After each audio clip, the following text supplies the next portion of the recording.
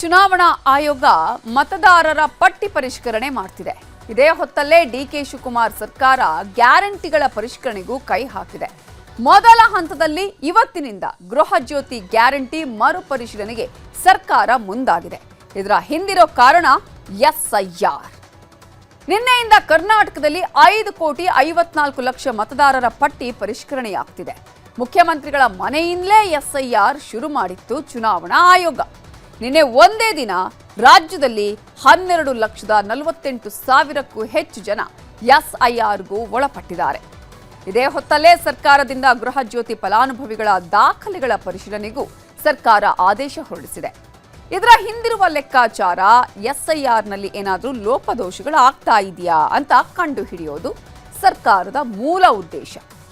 ಆದರೆ ಗೃಹ ಜ್ಯೋತಿ ಪರಿಷ್ಕರಣೆಗೆ ಸರ್ಕಾರ ಕೇಳಿರುವ ದಾಖಲೆಗಳೇ ಇದೀಗ ರಾಜಕೀಯ ವಿವಾದವನ್ನ ಎಬ್ಬಿಸಿದೆ.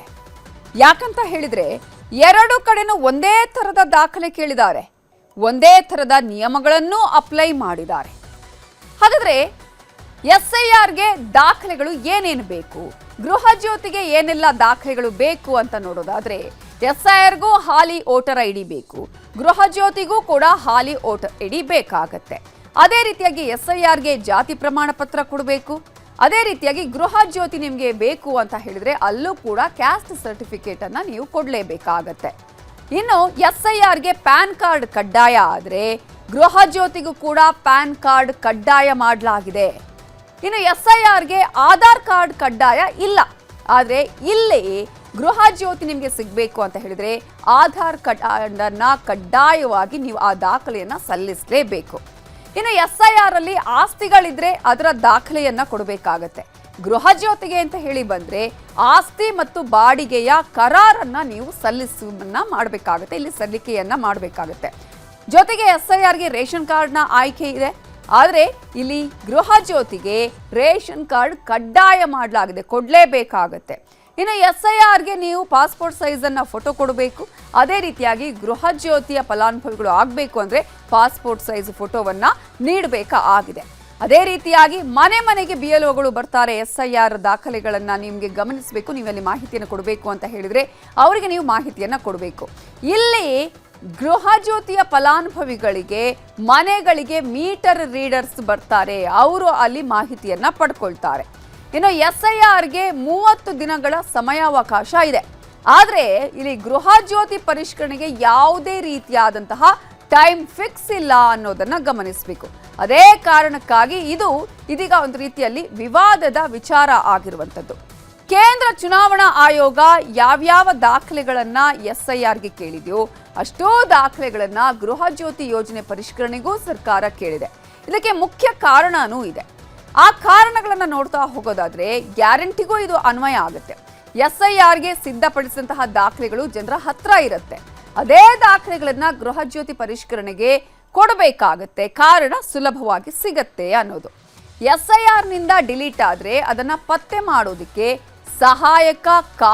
ಸಹಾಯಕ ಕೂಡ ಇರ್ತಾರೆ. ಕಾನೂನು ಹೋರಾಟ ನಡೆಸೋದಕ್ಕೆ ಸರ್ಕಾರಕ್ಕೆ ದಾಖಲೆ ಕೂಡ ಇರುತ್ತೆ. ಇನ್ನು ಜಾತಿ ಪ್ರಮಾಣ ಪತ್ರ ಪಡೆಯೋದ್ರಿಂದ ಎಲೆಕ್ಷನ್ನೂ ಕೂಡ ಅನುಕೂಲ ಆಗತ್ತೆ ಅನ್ನೋದು ಮೇನ್ ವಿಚಾರ. ಇಲ್ಲಿ SC ST OBC ಅಲ್ಪಸಂಖ್ಯಾತ ಇತರೆ ಜಾತಿ ಮತಗಳ ಲೆಕ್ಕ ಕೂಡ ಸಿಗತ್ತೆ. ರಾಜ್ಯದ ಮತದಾರರ ಮಾಹಿತಿ ಸಂಗ್ರಹಿಸೋಕು ಕೂಡ ಯಾವುದೇ ಸಮಸ್ಯೆ ಆಗೋದಿಲ್ಲ. ಹೀಗಾಗಿಯೇ ಸರ್ಕಾರ ಇಂತಹ ತೀರ್ಮಾನವನ್ನ ಕೈಗೊಂಡಿರೋದು. ಇದರ ಹಿಂದೆ ಇರೋದು ಒಂದೇ ಕಲ್ಲಲ್ಲಿ ಎರಡು ಹಕ್ಕಿಯನ್ನ ಹೊಡೆಯುವ ಪ್ಲಾನ್. ಸರ್ಕಾರ ಇದಕ್ಕಾಗಿಯೇ ಈ ಎಲ್ಲ ಯೋಚನೆಗಳನ್ನ ಮಾಡಿರೋದು. ರಾಜ್ಯ ಸರ್ಕಾರ ಎಸ್ಐಆರ್ ಹೊತ್ತಲೇ ಗೃಹ ಜ್ಯೋತಿ ಪರಿಷ್ಕರಣೆಗೆ ಸರ್ಕಾರ ಕೈ ಹಾಕಿದ್ದು ಸಹಜವಾಗಿ ಪ್ರತಿಪಕ್ಷಗಳ ಕಣ್ಣನ್ನ ಕೆಂಪಾಗಿಸಿದೆ. ಅದರಲ್ಲೂ ಪ್ರತಿಪಕ್ಷ ನಾಯಕ R ಅಶೋಕ್ ಅವರಂತೂ ಎಕ್ಸ್ ಖಾತೆಯಲ್ಲಿ ಸರ್ಕಾರದ ವಿರುದ್ಧ ಇರೋ ಬರೋ ಸಿಟ್ಟನ್ನೆಲ್ಲ ಹೊರಗೆ ಹಾಕಿದ್ದಾರೆ. ಗೃಹ ಜ್ಯೋತಿಗೆ voter card okay, pan card ಯಾಕೆ, ಜಾತಿ ಪ್ರಮಾಣ ಪತ್ರ ಯಾಕೆ, ಚುನಾವಣೆಗೂ ಮುನ್ನ ಕಾಕಾ ಪಾಟೀಲ್ನಿಗೂ ಫ್ರೀ, ಮಹದೇವಪ್ಪನಿಗೂ ಫ್ರೀ, ಎಲ್ಲರಿಗೂ ಫ್ರೀ ಎಂದು ಗಂಟಲು ಹರಿದುಕೊಳ್ಳುವಂತೆ ಬೊಬ್ಬೆ ಹೊಡೆದು ಅಧಿಕಾರಕ್ಕೆ ಬಂದ ಕರ್ನಾಟಕ ಕಾಂಗ್ರೆಸ್ ಸರ್ಕಾರ ಇಂದು ಕರ್ನಾಟಕದ ಜನತೆಗೆ ದ್ರೋಹ ಬಗೆಯಲು ಹೊರಟಿದೆ. ಖಜಾನೆ ಸಂಪೂರ್ಣ ದಿವಾಳಿಯಾಗಿರುವುದನ್ನು ಮುಚ್ಚಿಡಲು ಈಗ ಗೃಹಜ್ಯೋತಿ ಯೋಜನೆಯ ಫಲಾನುಭವಿಗಳ ಸಂಖ್ಯೆಗೆ ಕತ್ತರಿ ಹಾಕಲು ಈ ಸರ್ಕಾರ ಮನೆ ಮನೆ ಪರಿಶೀಲನೆಯ ಹೊಸ ಹುನ್ನಾರ ನಡೆಸಿದೆ. ಗೃಹಜ್ಯೋತಿ ಫಲಾನುಭವಿಗಳ ಮರುಪರಿಶೀಲನೆ ಹೆಸರಿನಲ್ಲಿ ಮನೆಗೆ ಬರುವ ಎಸ್ಕಾಂ ಸಿಬ್ಬಂದಿಗೆ ಪ್ಯಾನ್ ಕಾರ್ಡ್ ಮತ್ತು ಜಾತಿ ಪ್ರಮಾಣ ಪತ್ರವನ್ನು ತೋರಿಸಬೇಕಂತೆ. ಮುಖ್ಯಮಂತ್ರಿ ಡಿಕೆ ಶಿವಕುಮಾರ್ ಅವರೇ, ಚುನಾವಣೆಗೂ ಮುನ್ನ ಅಧಿಕಾರಕ್ಕೆ ಬರುವ ಹಪಾಹಪಿಯಲ್ಲಿ ಯಾವುದೇ ಷರತ್ತಿಲ್ಲದೆ ಎಲ್ಲರಿಗೂ 200 ಯೂನಿಟ್ ಉಚಿತ ವಿದ್ಯುತ್ತೆಂದು ಹೇಳಿ ಈಗ ಆದಾಯ ಮತ್ತು ಜಾತಿಯ ಆಧಾರದ ಮೇಲೆ ಅರ್ಹತೆ ನಿರ್ಧಾರ ಮಾಡಲು ಹೊರಟಿರುವುದು ಯಾವ ಸೀಮೆ ಗ್ಯಾರಂಟಿ ಸ್ವಾಮಿ? ಇಷ್ಟಕ್ಕೂ ಉಚಿತ ವಿದ್ಯುತ್ ನೀಡಲು ಜಾತಿ ಪ್ರಮಾಣ ಪತ್ರ ಯಾಕೆ? ಗೃಹಜ್ಯೋತಿ ಯೋಜನೆಯ ಫಲಾನುಭವಿಗಳು ನಮ್ಮ ರಾಜ್ಯದ ನಿವಾಸಿಗಳು, ಮತದಾರರು ಅಲ್ಲವೋ ಅಂತ ನಿರ್ಧಾರ ಮಾಡೋಕೆ ವೋಟರ್ ಕಾರ್ಡ್ ಅಥವಾ ಆಧಾರ್ ಕಾರ್ಡ್ ಸಾಕು. ಆದರೆ ಅವರ ಜಾತಿ ಯಾವುದು, ಆದಾಯ ಎಷ್ಟು ಎನ್ನುವ ಮಾಹಿತಿ ಯಾಕೆ ಬೇಕು?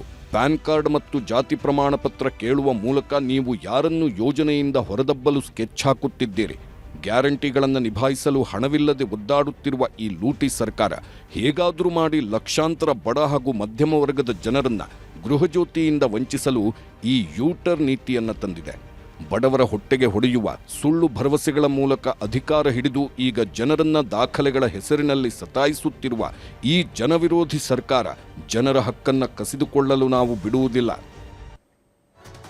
ಆರ್ ಅಶೋಕ್ ಸರ್ಕಾರಕ್ಕೆ ಕೇಳ್ತಿರೋದು ಗ್ಯಾರಂಟಿಗೆಲ್ಲ ಜಾತಿ ಪ್ರಮಾಣ, ಪ್ಯಾನ್ ಕಾರ್ಡ್ ಯಾಕೆ ಕೊಡಬೇಕು ಅನ್ನೋದು. ಒಟ್ನಲ್ಲಿ ದೇಶದಾದ್ಯಂತ ಎಸ್ಐಆರ್ಗೆ ವಿರೋಧಿಸ್ತಾ ಇರುವ ಕಾಂಗ್ರೆಸ್ ಪಕ್ಷ ಕರ್ನಾಟಕದಲ್ಲಿ ಬೆಂಬಲ ಕೊಟ್ಟಿದೆ. ಇದನ್ನು ನಾವಿಲ್ಲಿ ಗಮನಿಸಬೇಕಾಗತ್ತೆ. ಈಗಾಗಲೇ ಡಿಕೆ ಶಿವಕುಮಾರ್ ಅವರೇ ಹೇಳಿದ್ದಾರೆ, ಎಸ್ಐಆರ್ ಅಲ್ಲಿ ಬಂದಂತಹ ಸಂದರ್ಭದಲ್ಲಿ ನೀವು ಸರಿಯಾದ ಮಾಹಿತಿಯನ್ನ ಕೊಡಿ, ಮತದಾನದ ಹಕ್ಕಿನಿಂದ ವಂಚಿತರಾಗಬೇಡಿ ಅಂತ. ಆದರೆ ಎಸ್ಐಆರ್ ನಲ್ಲಿ ಏನಾದರೂ ಲೋಪದೋಷಗಳಾದ್ರೆ ಅದನ್ನೇ ದೊಡ್ಡ ಅಸ್ತ್ರ ಮಾಡ್ಕೊಳ್ಳೋದಿಕ್ಕೂ ಕೂಡ ಗ್ಯಾರಂಟಿ ಪರಿಷ್ಕರಣೆಗೂ ಕೈ ಹಾಕಿ ಚೆಕ್ಮೇಟ್ ಇಟ್ಟಿದೆ ಇಲ್ಲಿನ ಸರ್ಕಾರ. ಏನಾಗುತ್ತೆ, ಜನ ಯಾವ ರೀತಿಯಾಗಿ ಈಗ ಮಾಹಿತಿಯನ್ನ ಹಂಚಿಕೊಳ್ತಾರೆ, ಗೃಹ ಜ್ಯೋತಿಗೂ ಸಂಬಂಧಪಟ್ಟ ಹಾಗೆ ಯಾವ ರೀತಿಯಾದಂತಹ ಒಂದು ಬೆಳವಣಿಗೆಗಳ ಆಗತ್ತೆ ಅನ್ನೋದು ನಾವು ಮುಂದಿನ ದಿನಗಳಲ್ಲಿ ಗಮನಿಸಬೇಕಾಗತ್ತೆ.